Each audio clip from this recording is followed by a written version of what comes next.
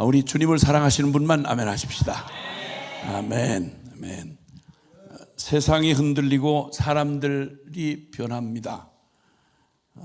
이 짧은 한 일생을 살아가야 할 터전이 되는 이 세상이 지금 흔들리고 있습니다.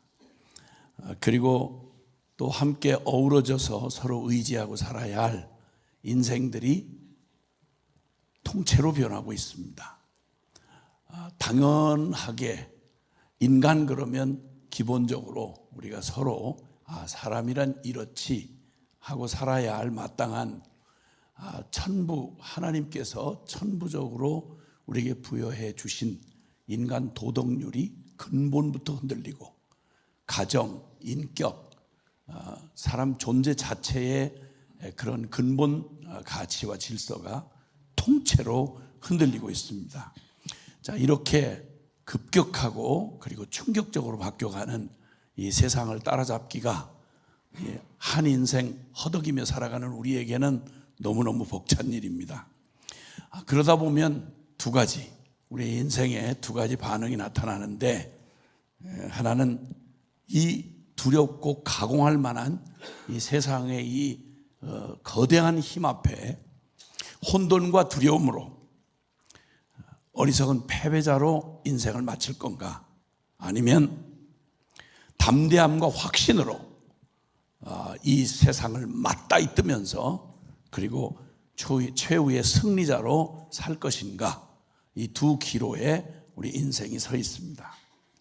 이 미혹과 혼돈의 이런 말세, 자, 이렇게 사람이 불안하고 두려워지고 그리고 이렇게 흔들리면 불안한 미래가 확실하지 않으니까 이 불확실히 지수가 높아지면 높아질수록 그때 일어나는 것들이 이 사기치고 또 거짓말하는 이러한 미혹과 혼돈이 아주 극에 달하는 시대인데, 당장 개인적으로 피부에 와닿지 않는다고 해서 그냥 이렇게 같이 떠밀려 가다가 큰 물살이 이렇게 흘러 떠내려갈 때에는 이게 어디로 향하는지를 알 수 없을 만큼 남들이 다 그러니까 나는 아직은 괜찮으니까 이러고 정말 우리의 인생 자체가 그저 평안하다, 안전하다, 아직은 괜찮다, 이런 거짓되고 헛된 평안과 그리고 불안한 마음을 자꾸만 관심을 빼앗는 이런 미혹과 혼돈의 이런 말세에 의해서 유행 따라서 휘둘리다 보면 인생, 딱 한 번뿐인 인생이 어디로 휘말려 가는지도 모르는 정말 절대적인 위기 앞에 있다는 사실을 사람들이 의외로 잘 모릅니다. 그러다 보니까 여기에 유행에 휘둘리고 그리고 생각 없이 따라가다가 어느 날 덜커덕 너무 멀리 와 있다는 사실을 깨달을 때에는 돌이키기가 참 어렵습니다. 그래서 이때야말로 이 때와 지금이 어느 때이며 그리고 이 모든 과정을 지나 마지막 끝은 어떻게 될 것인가, 그러니까 때와 끝을 아는 지혜가 어느 때보다 필요한 때입니다. 지금이야말로. 그래서 시편 90편 12절에 기자는, 시편 기자는 이렇게 기도합니다. 주여, 우리의 날수계소함의 지혜를 깨닫게 하옵소서. 하나님, 제발 좀 태어나서 이 한 치 앞을 내다보지 못하는 저희에게 하나님, 앞으로 지금 이 걸어가는 이 길의 이 끝이 어떤 결국이 기다리고 있으며 그리고 또 지금은 과연 어느 때인지 주님, 내게 그런 깨닫는 지혜를 주옵소서. 왜냐하면 우리는 아무리 별스러워도 우리는 이 역사의 한복판에서 이 때와 기한의 절대적인 영향을 받고 살아가는 존재이기 때문에 이 때를 분별 못하면 때를 놓쳤다, 평생에 후회하고 살다가 실패자로 끝나는 것입니다. 그래서 전도서 3장 1절 이하에도 범사의 기한이 있고 천하만사가 정한 때가 있다고 말씀합니다. 날 때가 있으면 죽을 때가 있고, 씨를 뿌릴 때가 있으면 거둘 때가 있으며, 안을 때가 있으면 아는 걸 버릴 때가 있고, 전쟁할 때가 있으면 평화할 때가 있고, 이 세상에 영원한 것은 없습니다. 그러니까 이 지나가는 모든 것들은 때로 이루어져 있습니다. 그러니까 이 때라는 지혜를 모르면 추수할 때 씨를 뿌릴 때 자빠져 자면 그러면 결과는 가볼 필요가 없습니다. 이미 결과는 정해져 있는 것입니다. 비참한 저 잡초로 가득 찬 그 텅 빈 벌판을 맞이하는 운명이 정해져 있는 것입니다. 그렇기 때문에 주님 제게, 지금 제게 이럴 때와 그 일의 결국을 아는 그런 지혜를 내게 허락해 주옵소서. 자, 그러고 보면 하나님께서 우리에게 가장 이 시대를 때를 알고 결국을 아는 사람이 어떻게 이 혼돈과 이 두려움의 세상 속에서 어리석은 패배자로 모두가 대부분이 다 그렇게 망해가는 역사의 한복판에 어떻게 승리자로 살았는가라고 하는 사람들을 우리에게 소개해주고 있는 게 살아계신 하나님의 말씀 성경에 기록된 내용들입니다. 아시는 대로 세상은 처음부터 에덴 동산에서 하나님께서 원래 창조하셨던 아름다운 온 세상을 이 조화와 질서 가운데 하나님의 축복으로 지어놓으신 이 세상은 하나님의 법도 안에서 특별히 하나님이 그분의 형상으로 지어서 만물을 다스리고 정복하도록 허락했던 인간 처음 아담과 하와가 선악과 범죄를 함으로 하나님에게서 끊어져 에덴에서 쫓겨난 다음 그래서 신락원이 되고 말았죠. 낙원을 잃어버리고 말았습니다. 그리고 그 선택한 결과로 우리는 죽도록 수고하고 애를 쓰지만 수고와 슬픔뿐인 인생의 끝에 죄의 값은 철저한 죽음과 심판을 향해 살아갈 수밖에 없는, 그래서 원래부터 창세기 3장에 범죄하고 나서 하나님이 범죄하고 바들바들 떨고 있는 아담과 하와에게 그들이 저지른 일이 무슨 일인지를 주님이 선고해 주시는 장면이 나옵니다. 그 장면은 간단하지만 성경에 기록된 그 주님의 선고는 이후에 에덴에서 쫓겨난 인류가 지금까지 살아오는 동안 우리 모든 인류가 겪어야 할 그 기가 막힌 비극과 고통과 그 저주를, 그래서 이 세상의 악과 고통과 이 저주의 이 세상 속에서 우리가 당해야 하는 끊임없는 수고와 슬픔, 두려움으로 살아가는 인생이 한치도 벗어날 수 없이 그 운명을 살아가고 있습니다. 근데 그렇게 이 정해진 위기의 세상 한복판에 태어나서 먹고 마시고 시집가고 장가가고 사고 팔고 육신으로 살아가는 인생밖에는 알 수가 없고 스스로 구원할 능력도 없고, 그리고 내 미래를 내가 내다볼 수 있는, 내 운명을 내가 결정할 수 있는 자가 아닌 우리 인생에게 주어진 삶이 얼마나 고단하고 얼마나 두려운지, 그 위기 속에 살아가는 삶 속에서 모두가 벗어날 수 없는 속에서 놀랍게도 역사에 치여 죽지 않고 오히려 역사와 운명을 맞닥뜨려서 믿음으로 승리한 승리자들의 삶이 성경의 주인공들의 삶입니다. 아시는 대로 아담의 첫 자식이었던 가일과 아벨, 그런데 그 끝을, 인생의 끝을 정확하게 알고 지금 무엇을 해야 하는지를 알던 아벨은 바로 그때 하나님 그분에게 나아가도록 단 하나 허락되어진 예배를 놓치지 않았습니다. 그는 예배를 선택했습니다. 때와 결국을 아는, 이 모든 때와 결국이 하나님의 심판과 그리고 주님의 그 다스림 안에 있다는 걸 알고, 그리고 그 다스림 안에서 주님, 이 저주받은 운명의 끝이 그냥 하나님 없이 심판으로 끝날 것이냐, 아니면 하나님의 말할 수 없는 자비로 허락되어진 그 제사로, 예배로 하나님을 찾고 하나님의 자비를 힘입는 그 길이 있다는 사실을 깨닫고 그는 생명 걸고 예배의 순교자가 되어서 그는 떠밀려가는 역사에 치여 죽은 자가 아니요 그 놀라운 하나님의 영광의 승리자가 되었습니다. 한 인생으로 같이 태어나서 모두가 다 미친 듯이 그냥 그 죄의 광풍에 밀려서 가던 한복판에서 에녹이라는 사람은 놀랍게도 모두가 낳고 죽고 하던 그 아담 이후에 저주받은 인생에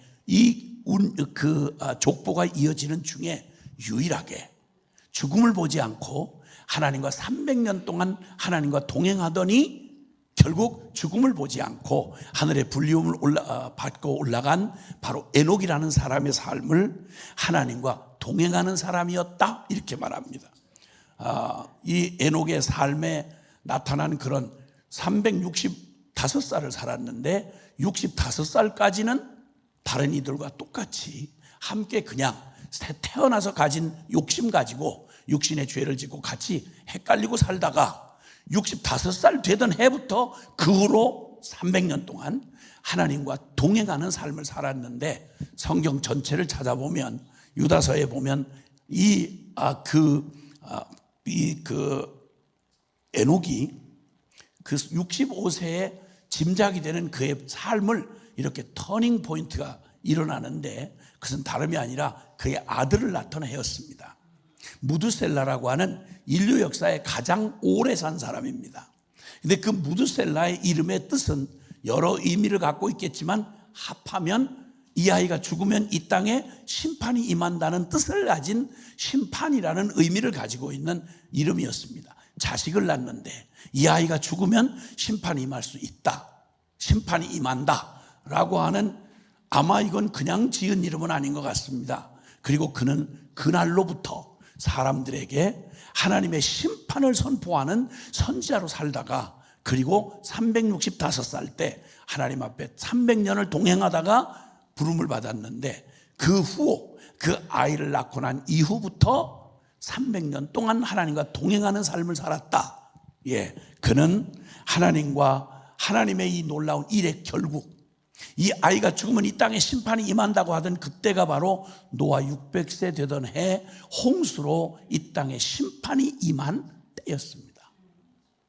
두려운 하나님의 경고를 받고 매일매일을 하나님 앞에 서야 하는 마지막 날처럼 하나님 면전 앞에서 코람데오로 하나님 면전의식을 가지고 오늘도 하나님 앞에서 사는 자임을 잊지 아니하고, 이 때가 믿음으로 하나님을 경외해야 되는 때인 줄을 알고, 그리고 언제라도 주님이 임하시는 심판의 그날을 맞이할 준비를 매일매일 하고 걸어간 그의 삶은 300년을 하루같이 하나님과 동행한 바로 승리자가 되었습니다.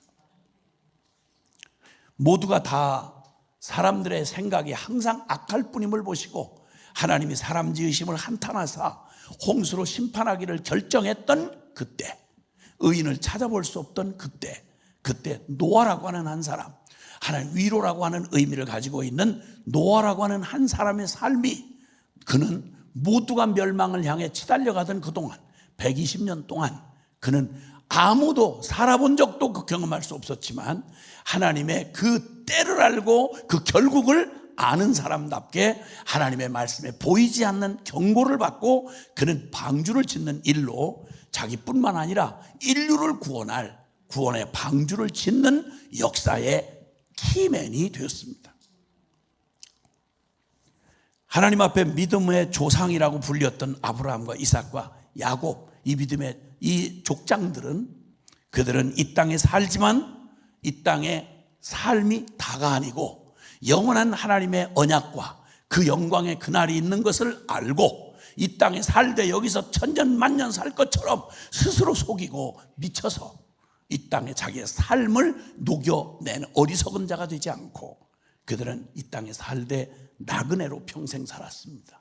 순례자로 살았다 이 말입니다. 본향을 찾아가는 순례자로, 믿음으로 사는 믿음의 조상들의 삶으로 그들은 세상에 있으나 세상에 속하지 아니하고 승리하는 다질인들이 떠나야 할 때이며, 그리고 이 운명의 결국이 어떻게 이루어질지를 아는 그들은 섞이지 아니하고 세상에 있으나 세상에 속하지 아니하고 하늘에 속한 나그네로 천국 시민권을 가지고 이 땅을 필그림으로 살아갔던 것입니다.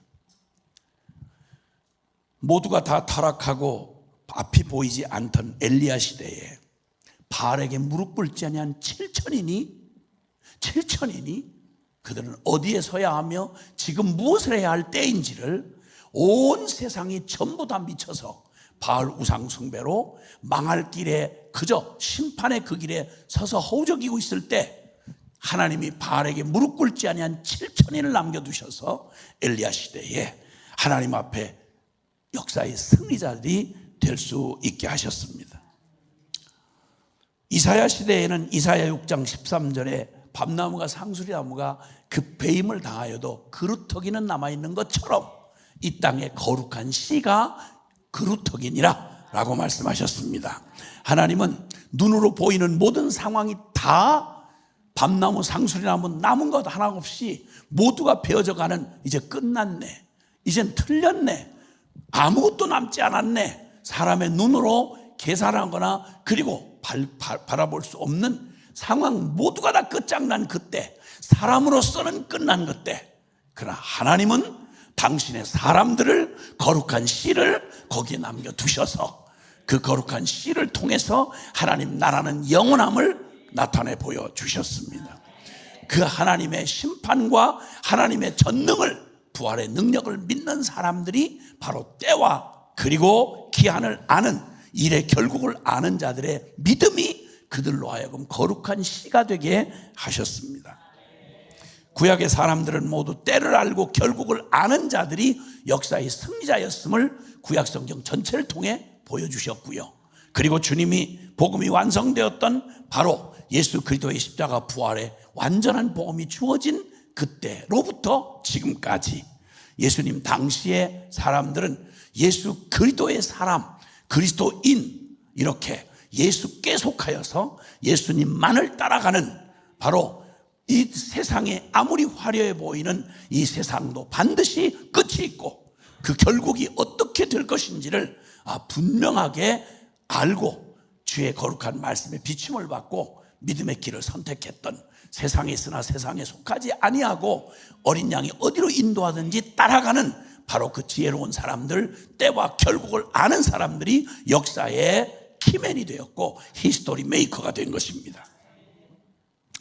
주님이 초대교회, 그 뜨거웠던 초대교회가 지나고 그리고 중세 암흑 시기에 교회가 혼돈 가운데 그저 교회에 조직은 있고 종교는 있는데 십자가는 간판을 걸었는데 생명에서 떠난 타락한 중세 기나긴 시간을 지나는 동안 놀랍게도 하나님의 사람들은 여전히 변함없이 이 롤라드라고 하는 한 무리의 사람들은, 이 롤라드의 사람들은 그때 성경의 사람들이라 하는 별명을 가진 것처럼 교회가 진리에서 떠나서 때와 기한을 그리고 때의 일의 결국을 완전히 잃어버린 채 현실에 급급하며 그렇게 따라가던 혼돈한 그 시대 한복판에 물살을 거슬러 가듯이 영원한 진리의 말씀을 붙잡고 그 영원한 하나님의 말씀에 운명 걸었던 하나님의 성경의 사람들, 롤라도와 같은 성경만을 운명 걸고 붙잡았던 사람들이 결국 역사의 승리자들이 되었습니다.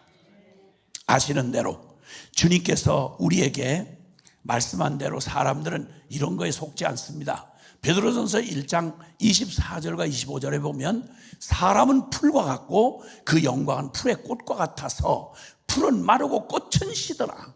그러나 하나님의 말씀은 세세토록 있도다 하였으니 너희에게 전해준 바 복음이 바로 영원한 하나님의 말씀이다. 여러분, 인생 반드시 기한이 정해져 있습니다. 날때가 있으면 우리는 다 생일 하나씩 갖고 있는데 우리는 반드시 죽을 날을 기다리고 있습니다. 인생 절대 멈추지 않습니다. 지금이 휙 지나가면 오늘 우리에게 주신 이 기회는 지금뿐입니다. 보라, 지금이 바로 은혜 받을 만한 때요, 지금이 구원의 날이로다. 할렐루야. 아멘, 아멘.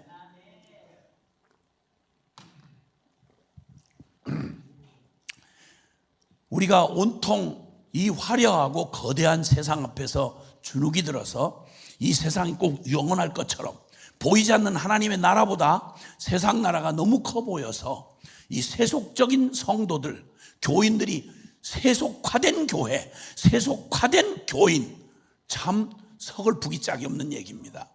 오 주여, 이 불쌍한 우리의 눈을 좀, 영적인 눈의 비닐을 좀 벗겨주시고 이 세상의 결국을 좀 보게 해주시기를 바랍니다. 요한일서 2장 17절은 이렇게 말합니다. 이 세상도, 이 화려해 보이는, 크고 강해 보이는 이 세상도, 그 정욕도 반드시 지나가되 오직 하나님의 뜻을 행하는 자는 영원히 거하느니라. 할렐루야. 무엇이 영원한지, 뭐가 유한한지 이거 분명하게 결국을 아는 사람, 그리고 지금이 바로 어느 때인지, 무엇을 해야 할 때인지를 깨닫는 지혜를 제발 하나님이 우리의 영혼들에게 오늘도 새롭게 부어주시기를 바랍니다.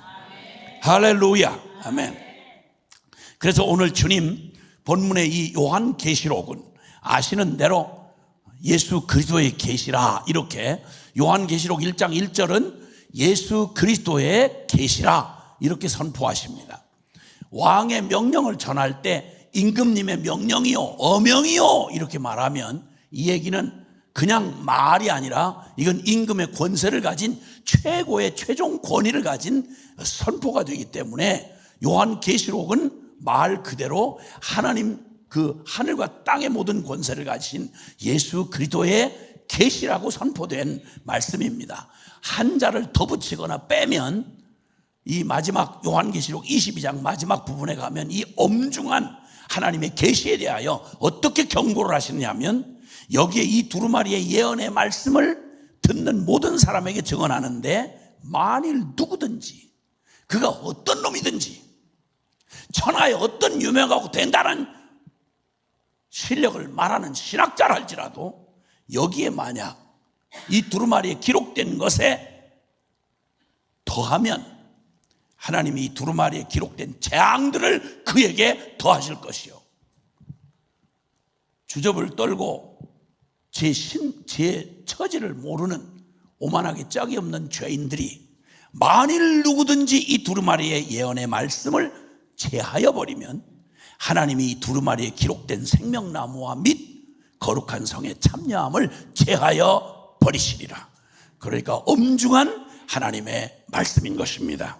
이 말씀이 주님께서 우리에게 말씀하시며 오늘 읽은 본문처럼 여기 20절에 이 모든 성경이 끝이면서 요한계시록의 마지막 꼭 임금의 도장이, 왕의 도장이 꽝 하고 찍히듯이 최고의 권위이며 최종 권위이신 하나님이, 이 모든 말씀이 살아계신 하나님의 말씀이며 현재로, 그리고 이 권능으로 하늘과 땅의 모든 권세를 가지신 어인을 땅 하고 찍듯이 주님이 마지막 여기 도장 찍듯이 주신 말씀이 오늘 본문의 말씀, 내가 진실로, 반드시라는 의미를 포함하고 있고 속히 때를 말하고 있으며 시간을 말하며 오리라, 결국을 말씀하고 있습니다. 성경에 기록된 모든 복음이 우리에게 진정한 기쁜 소식이 되는 최종 최후의 우리의 모든 의구심을 마지막 없애버리시고, 그리고 최후의 보증을 땅 하고 찍으신 게 바로 내가, 예수 그리스도가 바로 진실로 반드시, 그것도 속히, 그리고 오시리라. 여러분, 예수님 오시면 모든 것이 끝납니다. 예수님 오시면 모든 것이 완성됩니다. 예수님 오시면 최고의 영광입니다, 여러분.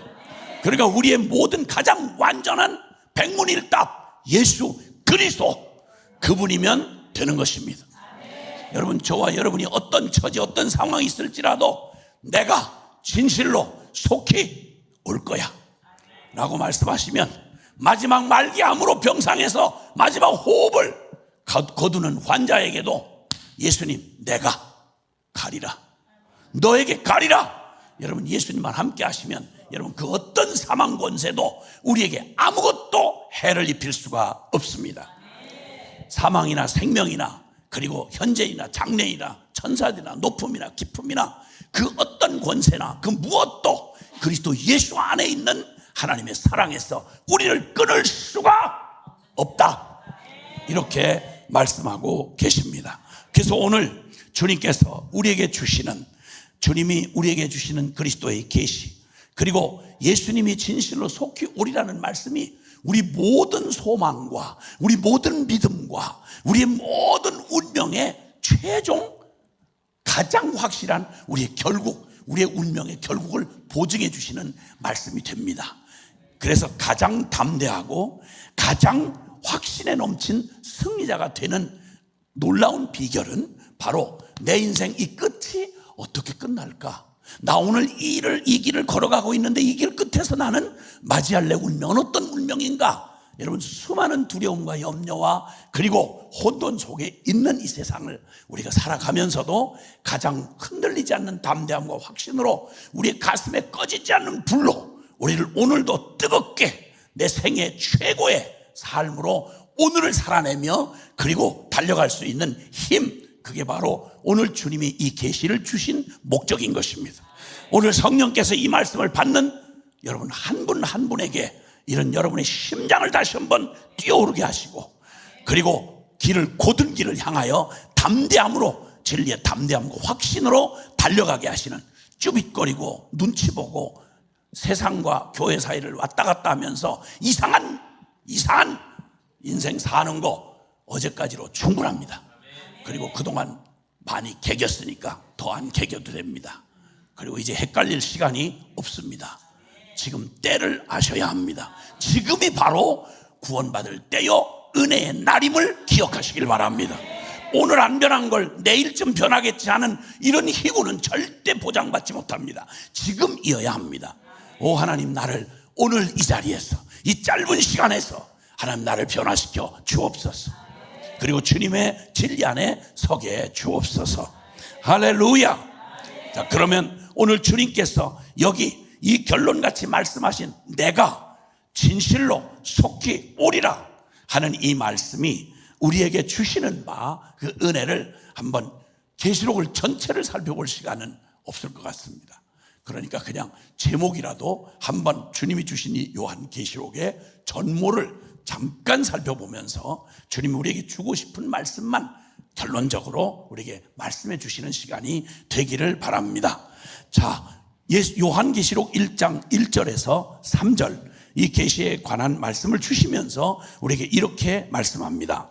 자, 같이 한번 읽죠. 요한계시록 1장 1절에서 3절입니다. 시작. 예수 그리스도의 계시라. 이는 하나님이 그에게 주사 반드시 속히 일어날 일들을 그 종들에게 보이시려고 그의 천사를 그 종 요한에게 보내어 알게 하신 것이라. 요한은 하나님의 말씀과 예수 그리스도의 증거 곧 자기가 본 것을 다 증언하였느니라. 이 예언의 말씀을 읽는 자와 듣는 자와 그 가운데 기록한 것을 지키는 자는 복이 있나니 때가 가까움이라. 아멘, 아멘. 주님이 요한계시록을 주실 때의 배경을 잠깐 살펴보실 필요가 있습니다. 이때는 역사상 어느 시대를 살았던 사람들보다 가장 모든 역사의 모든 시간과 시대가 위기의 때임은 분명하지만 그 위기가 극명하게 거의 정점에 달한 아주 극한 위기의 때라고 말할 수 있는 그런 때가 이렇게 매듭과 같은 때가 있듯이 여기 지금 요한계시록이 기록될 당시에 그 역사의 한복판에 거대한 역사의 한복판에 놓인 태어난 지 이제 얼마 안 되는 예수 그리스도의 신약 교회는 이제 단 100년이 안 된 때였습니다. 예수님이 십자가에 죽으시고 부활하시고 승천하신 다음에 예루살렘 한복판에서 핍박 속에 태어났던 오순절 성령 강림으로 시작된 예수 그리스도의 교회는 그냥 무참하게 동족 유대인들로부터 핍박을 받았고, 예수님을 죽였으니 예수님을 따르는 제자들 죽이는 거야 일도 아니지 않습니까? 그러니까 그냥 핍박을 그냥 달고 살았습니다. 그리고 그 당시는 이 유대 나라가 제대로 된 나라 주권을 못 가지고 당대의 그냥 세계 대제국이었던 로마의 속국이었습니다. 이 로마라는 나라가 한참 지금 이 계시록이 기록될 당시에는 로마가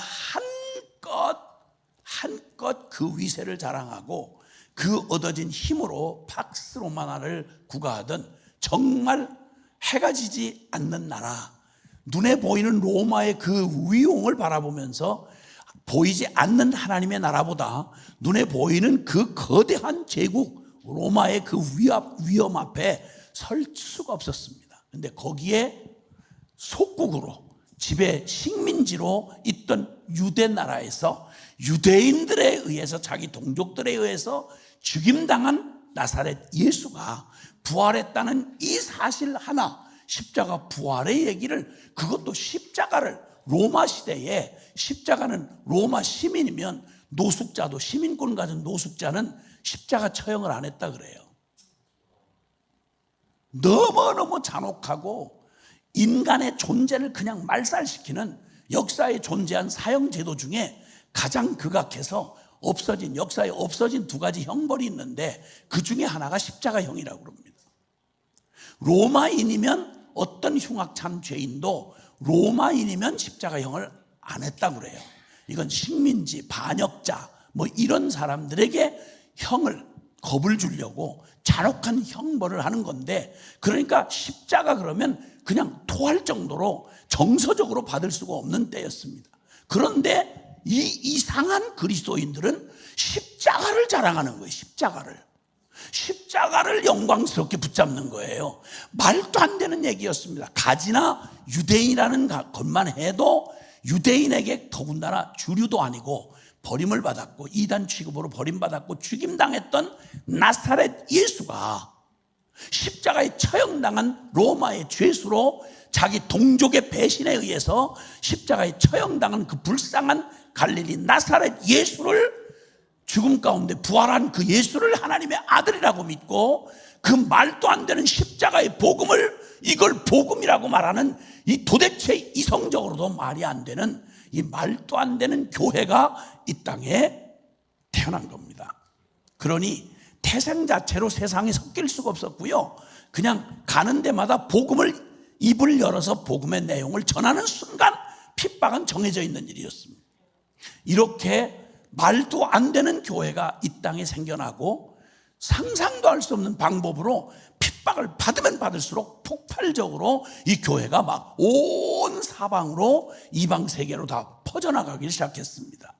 자, 이러니까 큰 정치적 위협을 느꼈던 로마의 황제들이 거듭거듭 바뀔 때마다 이 사이코 같은 이 제정신 아닌 비정상적인 로마의 황제가 절대 권력을 가진 이들이 항상 한 네로 황제 같은 이 미친놈은, 이건 예수를 좋아한다고 하니 정신병을 앓더니 네로가, 그리고 결국은 로마를 한번 싹 새로 짓고 싶어서 불을 질러버렸습니다.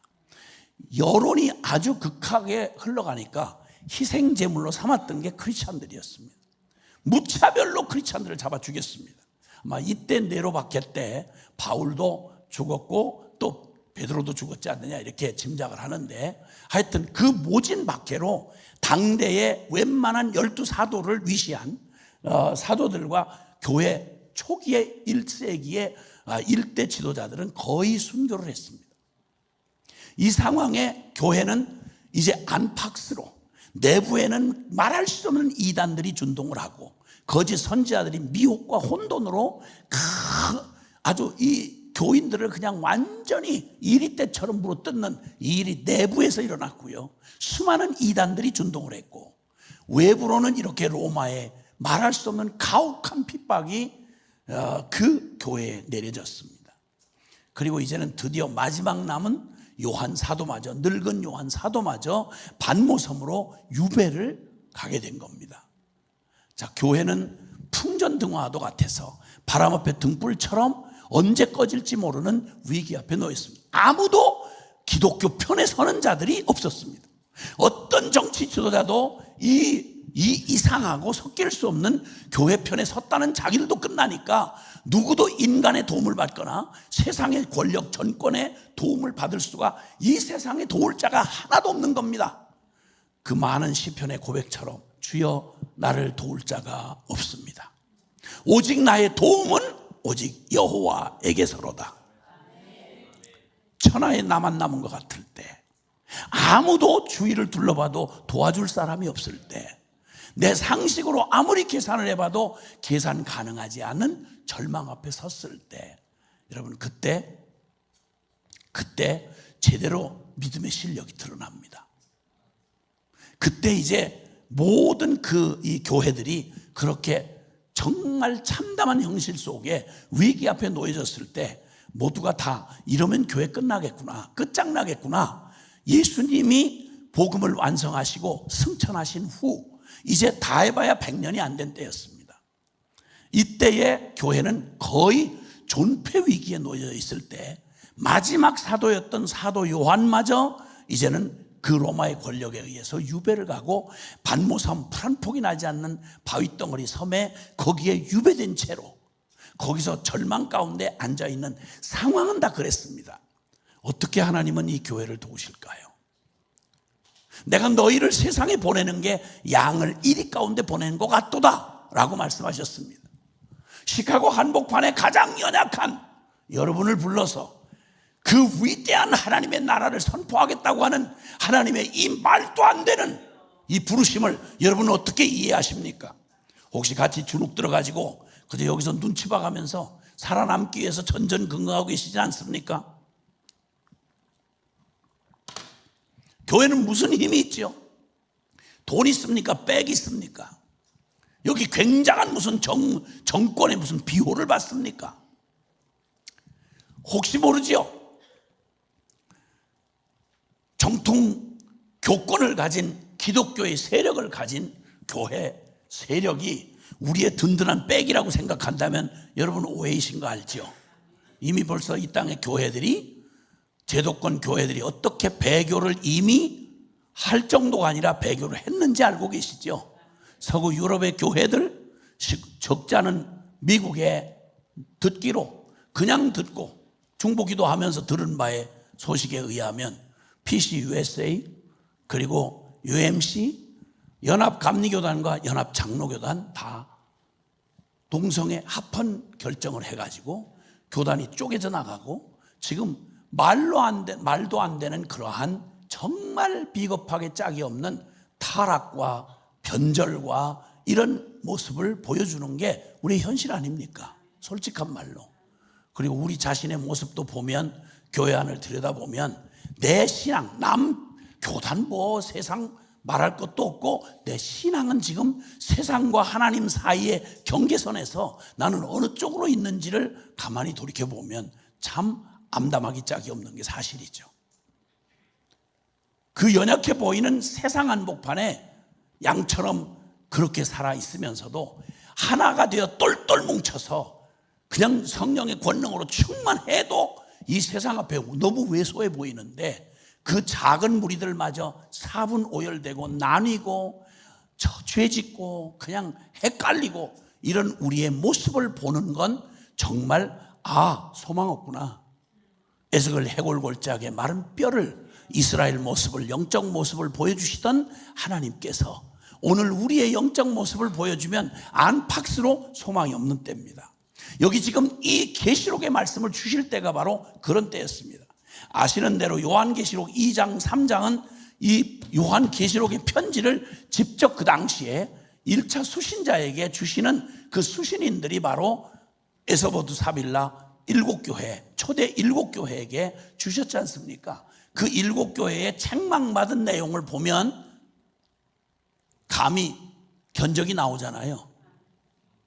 그 중에 가장 힘있어 보이는 에베소 교회조차 첫사랑을 잃어버린 채로 촛대를 옮겨야 할 만큼 위기 앞에 지금 서 있다는 사실을 여기 계시록 받을 당시에 교회가 그랬습니다. 사대교회는 살았다 하는 이름은 있으나 실상은 죽은 자 꼴이 돼버린, 세상이 이걸 어떻게 교회라고 말하나 이럴 정도의 위기 앞에 있었습니다. 라오디게아 교회는 예수님을 마음 문 밖에 내려놓고 먹고 살만하고 조금 괜찮은, 먹고 살만하니까 우리는 부자라, 우리는 부여하여 가난한 게 없다, 우리는 세련되다. 주님을 마음에 두지도 않고 그들은 얼마든지 예배 의식으로 서로 사교 클럽처럼 교회가 완전히 영적으로 병들고 눈멀고 가련하고 헐벗은 그 기가 막힌 상태에 있으면서도 자각을 할 수 없는 중증의 정말 중증의 그 영적 중풍병에 걸린, 꼭 영적 침에 걸린 소망이 없어 보이는 교회들로 여기 가득 차 있습니다. 그 당시에 7교회가 그랬습니다. 우리는 무엇으로 하나님 나라를 보지요? 우리는 교회의 능력을 어디서 찾을 수 있지요? 우리는 어떻게 살아가야 되죠? 여러분, 바로 이때였습니다. 안팎으로 이런 절망적인 상황, 이때에 교회의 머리 되신 예수 그리스도가 바로 예수 그리스도의 계시라.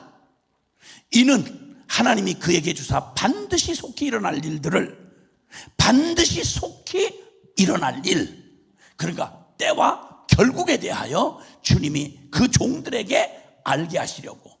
여러분, 이 혼돈의 때에, 이 도전과 낙담의 때에 하나님이 하시는 일은 뭔지 아십니까? 잠들어 있던 우리의 영혼을 깨워서 우리의 눈을, 영적인 눈을 띄우셔서 무엇을 봐야 하는지 우리의 시선을 우리에게서 돌려 하나님께로 우리의 시선을 돌릴 때, 아멘, 아멘, 주를 바라보셔야 합니다. 세상이 아니라 세상보다 크신 주님을 보셔야 합니다.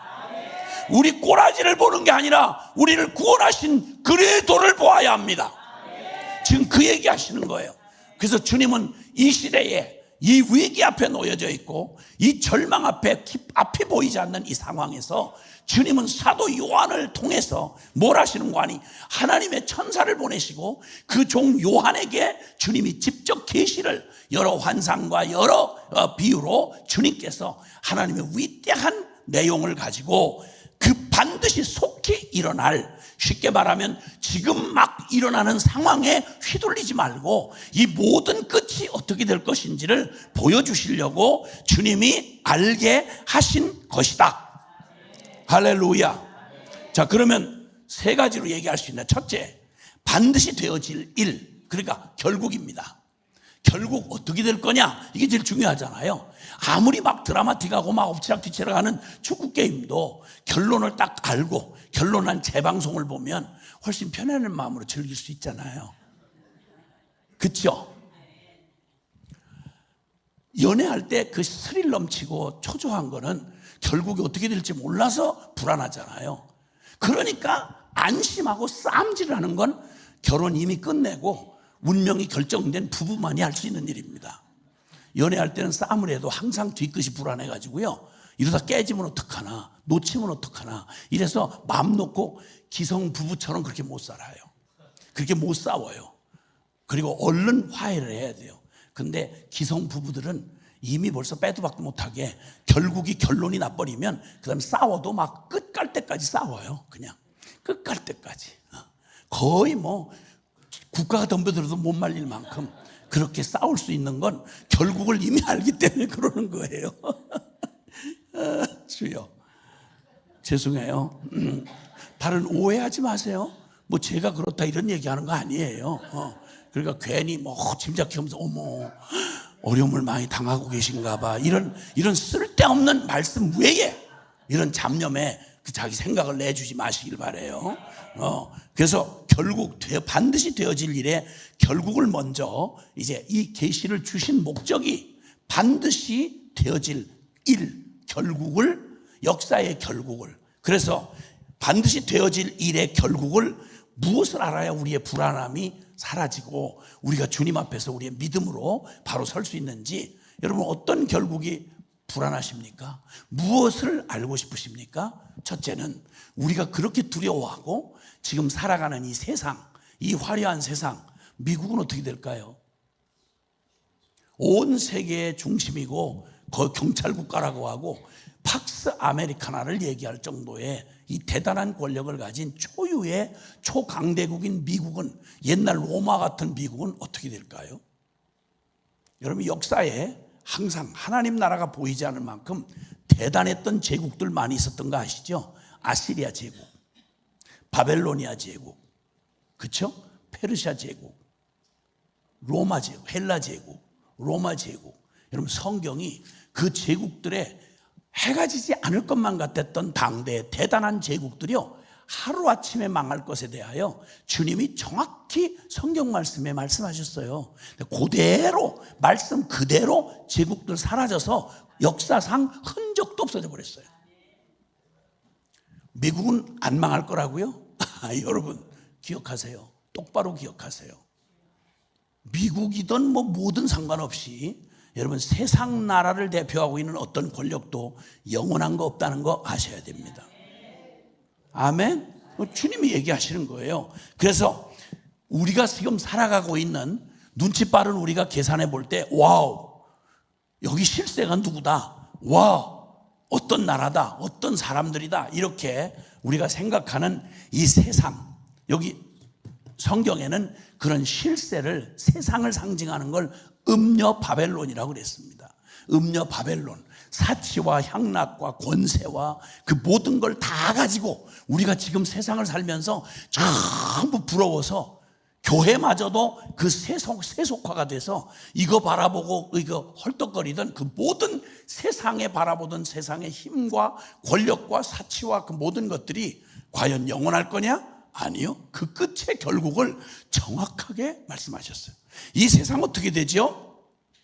교회를 핍박하고 하나님 나라를 대적하는 이 세상은 어떻게 될 건가요? 하는 우리의 궁금증에 대하여 요한계시록은 정확하게, 천하의 어떤 누구도 이런 계시를 줄 수 없어요. 왜냐하면 역사를 실제 다스리시는 그 주관자가 아니면 할 수 없는 거기 때문에 뭐 이런저런 미래학자니 뭐 이렇게 해서 뭐 여러 가지 부분적인 현상들을 예측 가능한 일들을 점쳐보는 건 가능하지만 이 역사의 결국을 말할 수 있는 건 역사의 주관자가 되시는 여기 계시록 1장 8절에도 말하는 것처럼 나는 알파와 오메가요, 할렐루야, 처음과 나중이다 라고 말씀하신 주님만이 말할 수 있습니다. 자, 반드시 되어질 요한계시록에는 이 반드시 되어질 결국을 우리에게 알게 해주시는데, 그래서 괜히 주눅들거나 아니면 거기에 휘둘리거나 그 유혹에 넘어가거나 그렇지 않게 하려고 이 세상 음녀 바벨론의 화려함이 어떻게 무슨 결국이 끝날 거냐. 첫 번째는 세상의 결국, 두 번째는 우리 정의와 불의가, 악과 정의가 어떻게 결국 끝날 것인가. 즉 선이 이기고 악이 심판을 받는다고 하는 선과 악의 끝, 심판에 관한 그 결국을 주님이 말씀해 주셨고요. 세 번째, 그것은 가장 관심사인 예수님의 신부된 우리 교회는 과연 어떻게 될 건가? 살아남을까? 끝까지 갈 수 있을까? 교회된 나의 운명은 과연 보장받을 수 있나? 이런 우리의 끝에 대한 불안함이 있잖아요. 그래서 예수님의 신부된 교회의 결국은 어떨 것인가? 네 번째, 천국과 지옥은 과연 이제 우리가 맞닥뜨려 맞이할 것인가? 라고 하는 겁니다. 요한계시록은 바로 이 크게 네 가지의 결국에 대하여 계시로서 우리에게 분명하게 말씀하십니다.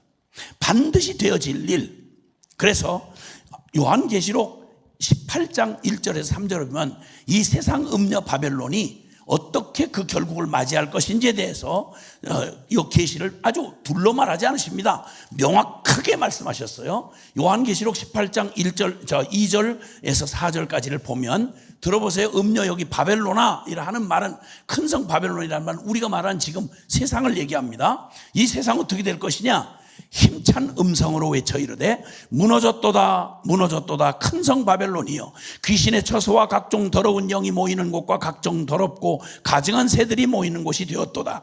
그 음행의 진노의 포도주로 말미암아 만국이 무너졌으며 또 땅의 왕들이 그와 더불어 음행하였으며 땅의 상인들도 그 사치의 세력으로 치부하였다다 하더라. 또 내가 들으니 하늘로부터 다른 음성이 나서 이르되 내 백성아 거기서 나와 그의 죄에 참여하지 말고 그가 받을 재앙들을 받지 말라. 여러분, 세상 음녀 바벨론은 아무리 화려하고 아무리 강해도 반드시 무너졌도다 무너졌도다.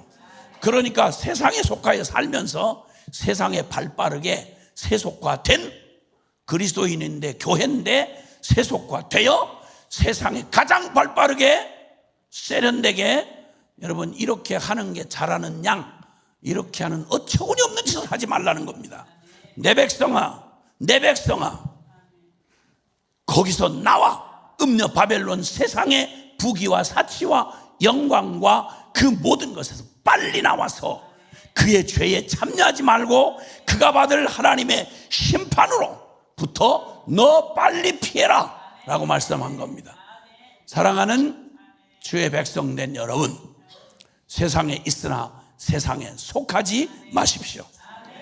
세상에 있으나 세상의 죄에 거기에 끈을 대고 거기에 미쳐서 머리를 박고 함께 멸망받을 그날을 기다리는 도살당할 짐승처럼 어리석은 짓 하지 말고 빨리 세속화해서 우리의 심령이 빠져나오시길 바랍니다. 이게 바로 계시록이 말해주는 바입니다. 심판은 반드시 이루어질 것에 대해서 말씀했고, 예수 그리스도의 신부된 교회는 거룩함과 거룩한 어린 양의 혼인잔치와 최후의 승리로 신부된 교회의 운명을 말씀해 주셨습니다. 교회의 머리 되신 예수 그리스도는 영원하십니다. 그의 몸된 교회는 음부의 권세가 절대 이길 수 없습니다. 물론 우리의 꼬라지는 형편없어서 우리가 보는 바와 같이 우리는 완전히 그냥 우리 꼴을 보면 전혀 교회는 벌써 망해도 망했어야 됩니다. 그러나 여러분 기억하십시오. 교회의 터는 우리가 아니라, 우리 교단이 아니라, 대단한 능력 있는 어떤 인간이 아니라 교회의 터는 예수 그리스도이십니다, 여러분. 교회의 머리는 예수 그리스도이십니다, 여러분. 교회의 생명은 예수 그리스도이십니다. 교회의 주인은 예수 그리스도이십니다. 할렐루야. 그러니까 교회가 망한다는 건 있을 수가 없습니다. 열방의 예수 교회여 일어나라. 할렐루야. 여러분, 할렐루야. 교회는 영원합니다. 교회는 영원합니다. 예배당은 불사지를 수 있습니다. 교단은 해체될 수 있습니다. 우리가 가진 교회 재산 다 뺏길 수 있습니다. 어쩌면 우리를 핍박으로 몰아갈 수 있습니다. 그러나 여러분, 절대 교회는 건물이나 조직이 교회가 아니라 바로 머리를 예수 그리스도로 삼은 그리스도의 몸된 유기적 생명체, 바로 저와 여러분 한 사람 한 사람의 생명인 것입니다. 못 뺐습니다. 결단코 뺏을 수가 없습니다. 자, 그리고 이제 크게 두 번째, 반드시 되어질 일을 말씀하신 다음에 때에 대해서 말씀하십니다. 때가 가까움이라. 그러면 이 모든 얘기를 저 먼 어느 날, 언제일지 모르는 저 먼 어느 날, 저 멀리 있는 구름 너머에 그냥 희망으로, 아직 현실로는 전혀 상관이 안 되는 희망으로, 꿈으로 말하는 것이냐? No. 주님은 분명히 말씀하기를 때가 가까움이라. 그래서 그 때에 대하여 주님이 아주 확실하게 못을 박으셨습니다. 우리는 지금 말세 치말의 교회를, 지금 말세 치말에 우리가 살아가고 있습니다. 하나님께서 우리에게 주신 이 하나님의 다스림과 그리고 이 모든 역사의 결말은 머나먼 저 희망사항이 아니라 정한 때가 정확하게 정해져 있습니다. 그리고 우리는 그 때의 한순간을 지금 지나가고 있는 것입니다. 사랑하는 여러분, 짧은 인생에도 우리가 때가 있습니다. 어릴 때가 있으면 장성한 때가 있고요. 우리가 어릴 때는 꼭 필요했었으나 장성한 사람이 되면 그걸 버려야 하는 것이 있죠. 때를 분별 못하면, 그러면 그 인생 살지만 우리에게 주어진 모든 것은 그 때를 따라 다 아름답게 하셨기 때문에 어릴 때는 어릴 때답게, 배울 때는 배울 때답게, 떠날 때는 떠날 때답게, 할렐루야. 이렇게 우리는 때에 바르게 반응할 줄 아는 지혜를 가져야 합니다.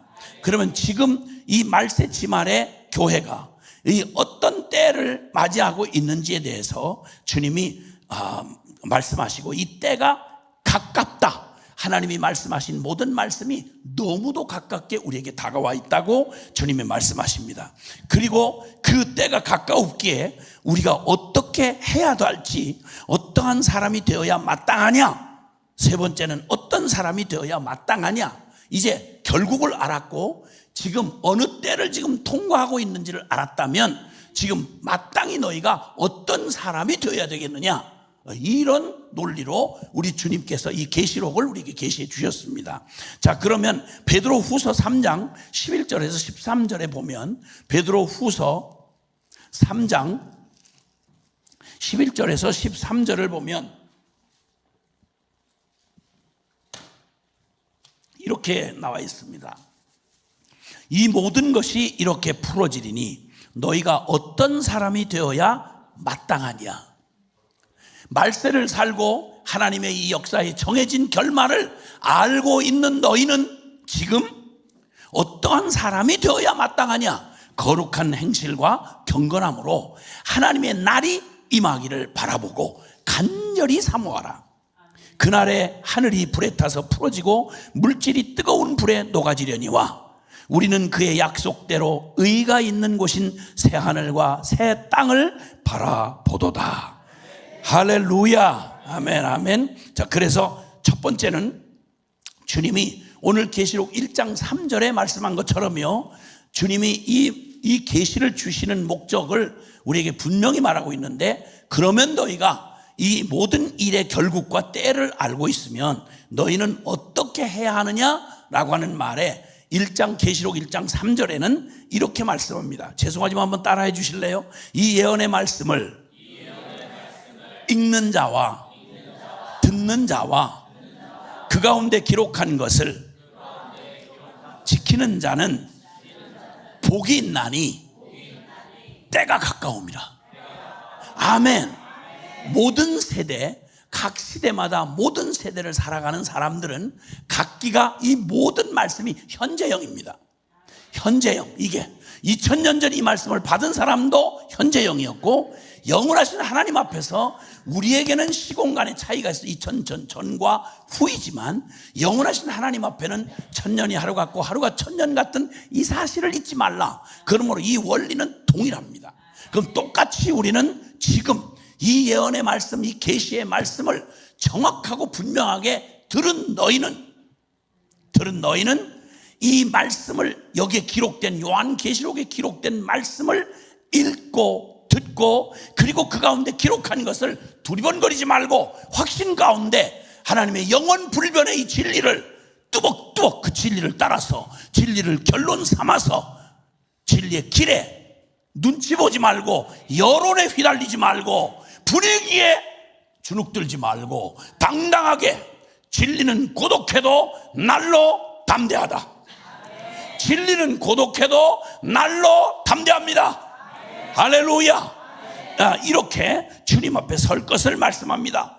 디모데후서 3장 14절에도 말씀합니다. 너는 이 마지막 때에 이 혼돈과 무질서, 그리고 교회가 말할 수 없는 핍박과 그 연약함이 휘둘릴 그때, 이 혼돈과 무질서와 도전의 이런 때에, 앞이 보이지 아니할 때, 사람도 믿을 수 없고 조직도 믿을 수 없을 때, 그때 주님은 마지막 말세에 대한 말씀을 디모데후서 3장 1절 이하에 말세에 고통하는 때가 이를 것이다 라고 말씀하시면서, 그때 경건히 살고자 하는 핍박을 받고 그 시대는 속고 속이는 시대가 될 것이다. 이렇게 뭐가 뭔지를 구분할 수 없는 혼돈의 막 소용돌이에 빠져있는 역사의 한복판에서 교회인, 성도인 너희는, 주님은 굉장히 아주 심플한, 아주 단순, 명확, 강력한 명령을 우리에게 주세요. 요한계시록 1장 3절과 똑같은 맥락입니다. 똑같은 맥락인데 디모데후서 3장 14절에 너는 배우고, 그러나 너는 이 역사의 소용돌이 속에서, 이 화려한 세상의 위세 앞에서, 연약한 내 꼬라지 앞에서, 그러나 너는 배우고 확실한 일에 거하라. 배우고 확실한 담대함 가지고 진리 한복판으로 걸어가라. 근데 그 진리가 바로 뭐냐면, 내가 어려서부터 성경을 알았나니, 15절 말씀입니다. 내가 어려서부터 성경을 알았나니, 성경은 능히 너로 하여금 그리스도 예수 안에 있는 믿음으로 말미암아 구원에 이르는 지혜가 있게 하고, 16절 모든 성경은 하나님의 감동으로 된 것으로 교훈과 책망과 바르게 함과 의로 교육하기에 유익하니, 17절 이는 하나님의 사람으로 온전케 하고 하나님의 모든 선한 일을 행할 능력을 갖추게 하려 함이니라. 여러분, 우리 하나님은 세상보다 크십니다. 할렐루야. 그리고 우리 하나님은 영원히 예나 지금이나 영원토록 동일하십니다. 그러니까 그 하나님의 말씀은 영원히 살아서 현재형으로 능력이십니다. 그러니까 이 시대를 살아가는 가장 중요한 것은 튼튼한 구명줄을 물 떠내려가는 사람이 구명줄을 목숨 다해 붙들듯이 우리가 이 혼돈의 이 시대의 한복판에, 말세 한복판에, 이 시카고 한복판에서, 이 미주 한복판에서, 열방의 한복판에서 우리가 더욱 해야 할 것은 하나님의 말씀을 생명같이 붙들어야 합니다. 아멘, 아멘. 교회는 이 무서운 혼돈과 변절과 이 곤란을, 이 도전을 지나는 동안 이럴 때일수록 항상 반전을 할 때, 종교 개혁 때도 외쳤던 말이 오직 성경으로 돌아가자. 오직 성경으로 돌아가자.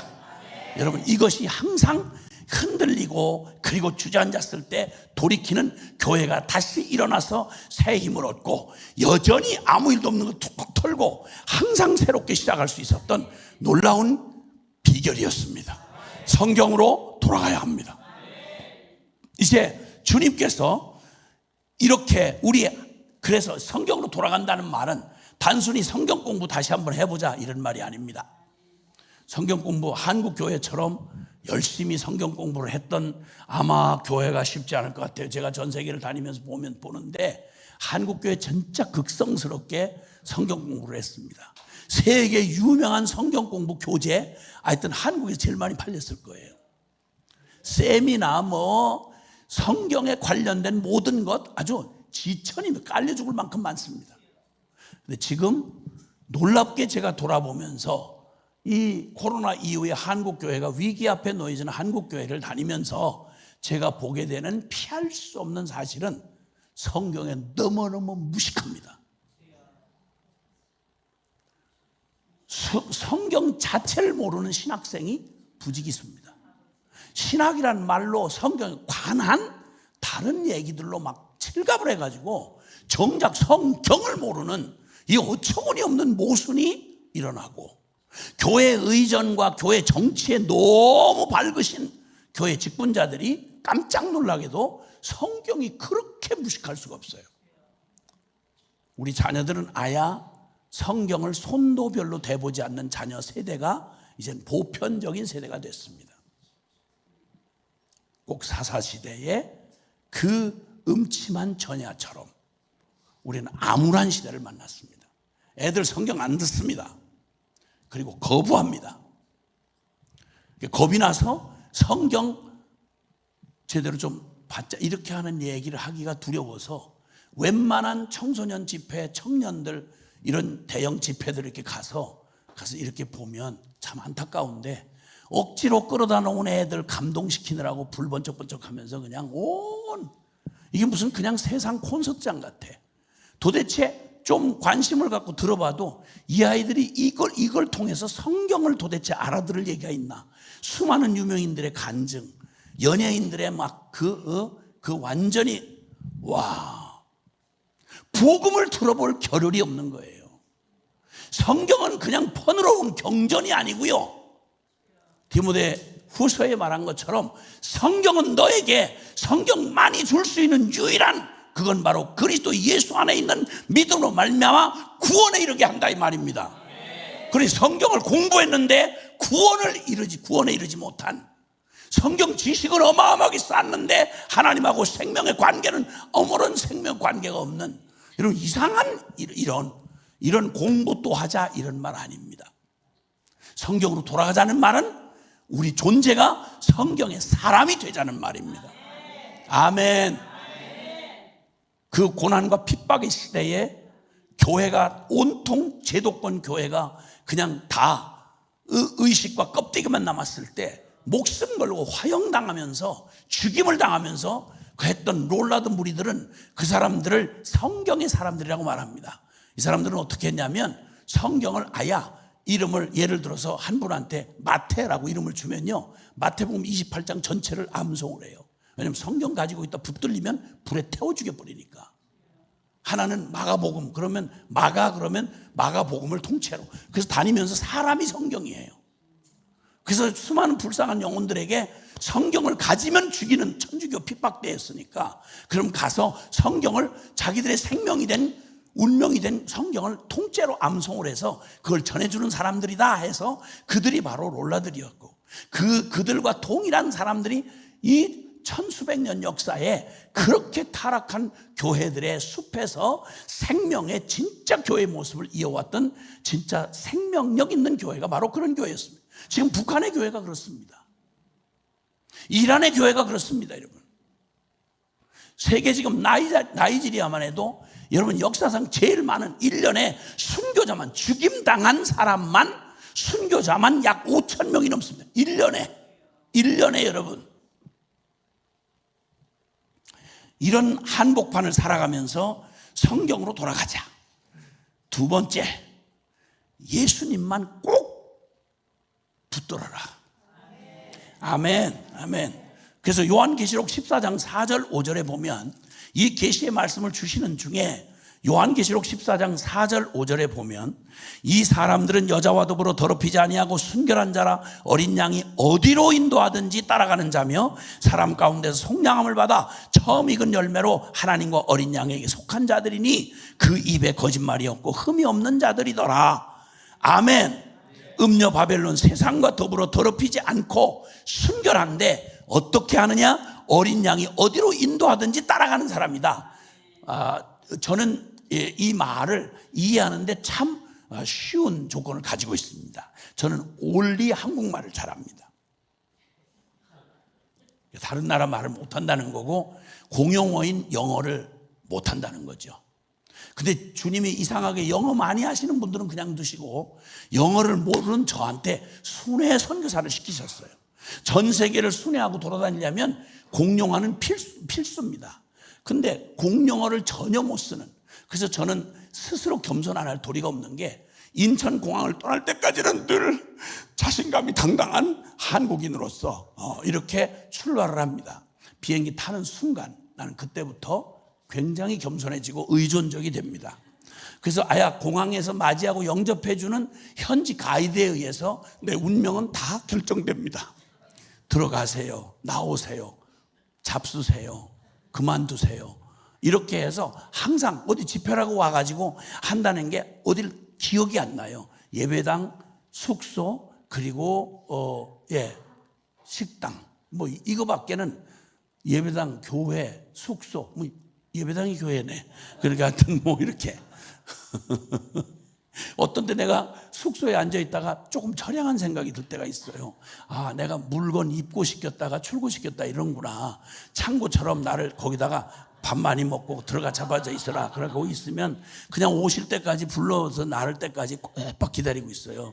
그럼 다시 이제 출고해서 그 창고에서 출고해가지고 밥 먹이고 떠들으라고 하면 떠들고 그 다음에 얼른 가서 잡아 자라 그러면 또 가서 입고 시켰다가 출고시켰다가 이러기를 거의 수십 년을 해왔어요. 서럽냐고요? 아니요. 그냥 가장 안전해요. 제가 모르는 그 나라에 가서 그 나라의 현지 선교사님이 저를 안내해 주면 거기에 화장실 가고 나오는 것까지 다 허락을 받아야 돼요. 그래서 처음부터 끝까지 주님 말씀하시면 내가 나가리다. 주님 뜻이 아니면 내가 멈춰서리다. 이 말을 달리 말하면 가이드가 말씀하시면 내가 나아가리다. 가이드의 뜻이 아니면 결코 내가 나가지 않겠습니다. 나의 가고 서는 것 가이드의 뜻에 있으니. 그러니까 영어 못하는 한국인들이 단체 관광객으로 돌아다니면 온 세계에서 한국 사람들 남 말 진짜 안 듣고 교만 떨거든요. 근데 희한하게 여행 단체 여행만 가면 유치원생이 돼요. 그래서 가이드가 노란 깃발을 들고 앞으로 이렇게 가면 그 잘난 척하는 이 한국 사람들이 전부 다 줄을 맞춰가지고 이렇게 가요. 그리고 가이드의 눈빛 하나에 막 웃고 울고 그냥 이래요. 화장실 갔다 들어갔다 나오는 거 지가 갔다 나오면 되잖아요. 우리 저 아버님 어머님 지금부터 10분 시간 드리겠어요. 그러니까 여기 지금 30분인데 40분에 나오셔야 되는 거죠. 만약에 안 나오시면 그냥 두고 우리 버스 떠납니다. 자, 지금부터 들어가세요. 그러면 우르르 들어가요. 들어갔다가 거의 볼 일도 안 보고 나와. 왜냐하면 늦었다가는 국제 미화되니까. 이렇게 해서 얼마나 하여튼 인천공항 떠날 때부터 돌아올 때까지 가이드가 말씀하시면 내가 나아가리이다. 가이드의 뜻이 아니면 내가 멈춰서리이다. 이렇게 겸손하게 말씀 순종해요.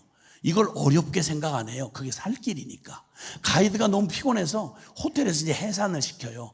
내일 아침 7시에 요 로비에서 만납니다. 그런데 그 후로는 나도 인간이니까 나 좀 쉬게, 나 찾지 마세요, 마음껏 즐기세요, 이렇게 얘기를 하면 전부 다 아니에요, 난 가이드랑 같이 있을 거예요, 이렇게 하고 떠나질 않아요.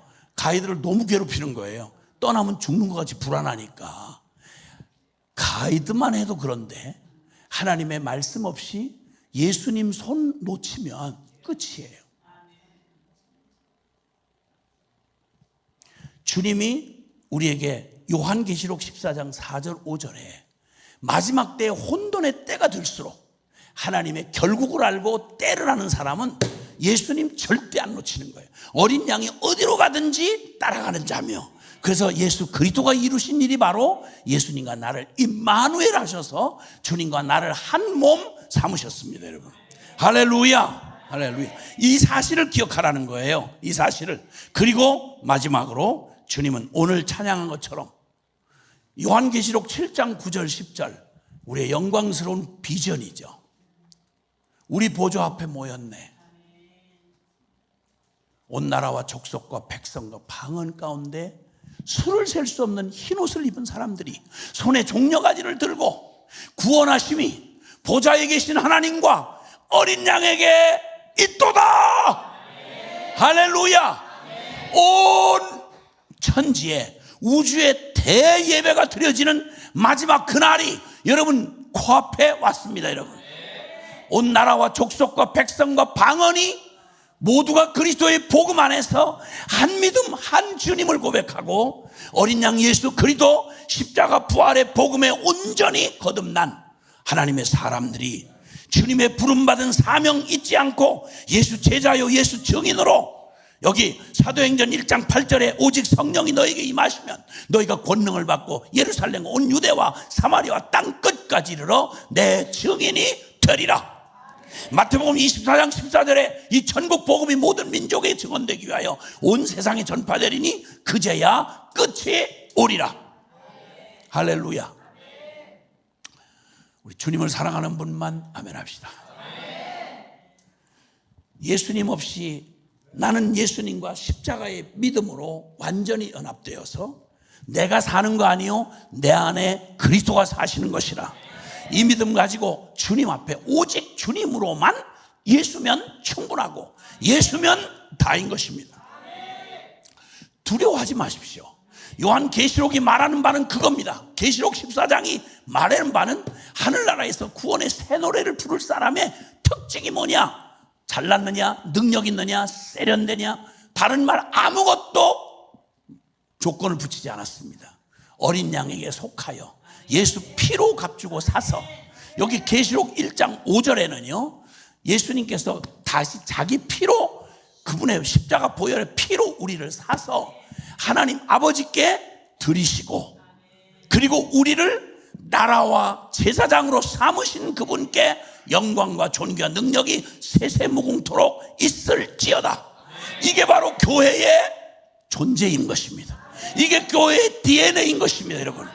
그래서 이 평범한 밥벌이하고 날짜 채우다 가는 인생이 아니라 주님의 다시 오심, 내가 속히 반드시 속히 오리라 라고 말씀하신 이 주님의 역사의 결말, 그리고 우리에게 지금 이때가 바로 무슨 때인 거 아니?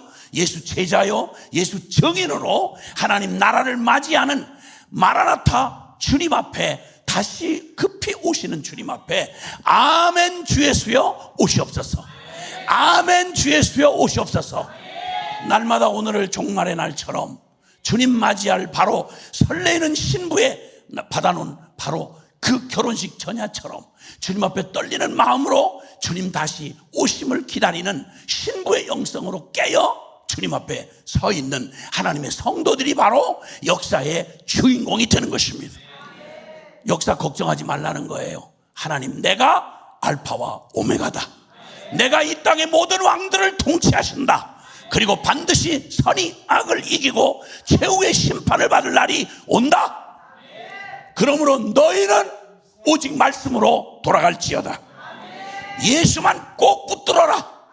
그리고 선교 완성의 거룩한 부름에 지금 이 자리에서 여러분 한치도 구경꾼 되지 마시고, 특별한 선교사, 특별한 주의 종이 아니라 우리를 핏값 주고 사서 나라와 제사장을 삼으신 우리 하나님 영광을 받으실지로다.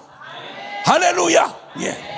오늘 주님께서 우리에게 주신 이 말씀에 영원토록 주님이 그분의 이름으로 우리를 축복하셔서 이 교회를 사용하실 것입니다. 아멘, 아멘.